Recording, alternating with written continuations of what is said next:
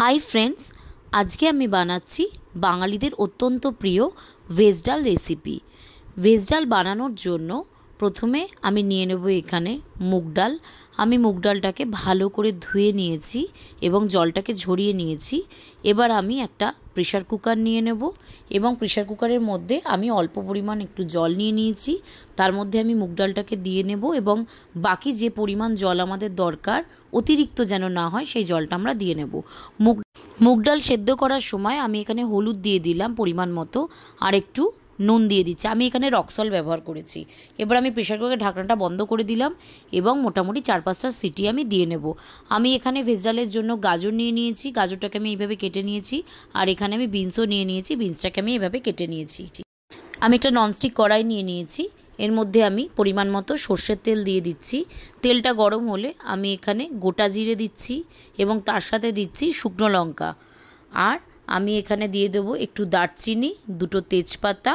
এবার আমি সবগুলোকে একটু 20-25 সেকেন্ড মতো একটুখানি ফ্রাই করে নেব।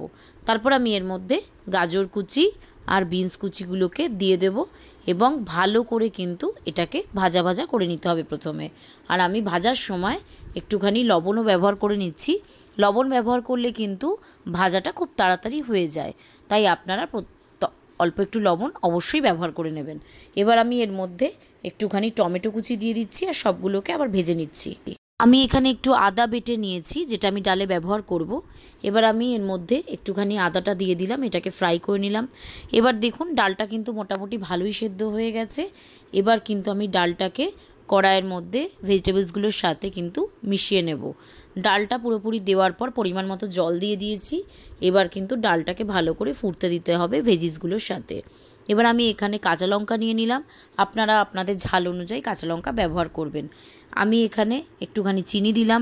চিনি না দিলে কিন্তু ভেজ ডালের স্বাদ কখনোই ভালো হবে না, তাই চিনি কিন্তু আপনাদের অল্প ব্যবহার করতেই হবে। এখানে আমি পরিমাণ মতো নুন দিয়ে নিলাম। আমি ডাল সেদ্ধ করার সময়ও নুন দিয়েছি আর সবজিগুলো ভাজার সময়ও কিন্তু আমি নুন দিয়েছি, তাই নুনটা কিন্তু আপনি পরিমাণ মতো বুঝে দিয়ে দেবেন। এবার ভালো করে এটাকে একটুখানি নাড়িয়ে ভালো করে ফুটতে দিতে হবে। আর আপনার যদি মনে হয় যে জল আরও দরকার হয়, আপনাদের রিকোয়ারমেন্ট অনুযায়ী জল ব্যবহার করে নেবেন। আমি এখানে 1 চামচ ঘি ব্যবহার করছি, অতিরিক্ত ঘি আমি দিলাম না। আর আমি এখানে এলাচ গুঁড়ো উপরে ব্যবহার করছি। ঘি আর এলাচ গুঁড়ো দিলে কিন্তু ডালের স্বাদটা খুবই ভালো হয়। আর এটা কিন্তু একদম ডালটা যখন হয়ে যাবে তার আগেই দেবেন, নামানোর কিছুক্ষণ আগে। দেখুন ডালটা কিন্তু আমাদের একদম প্রায় হয়ে এসছে। এবার আমরা গ্যাসটাকে অফ করে দেব আর ডালটাকে সার্ভের জন্য আলাদা একটা পাত্রে আমি ঢেলে নিয়েছি। তৈরি হয়ে গেল গরম গরম ভেজ ডাল রেসিপি। অবশ্যই বাড়িতে এভাবে বানিয়ে আমাকে অবশ্যই জানাবেন কেমন লাগলো।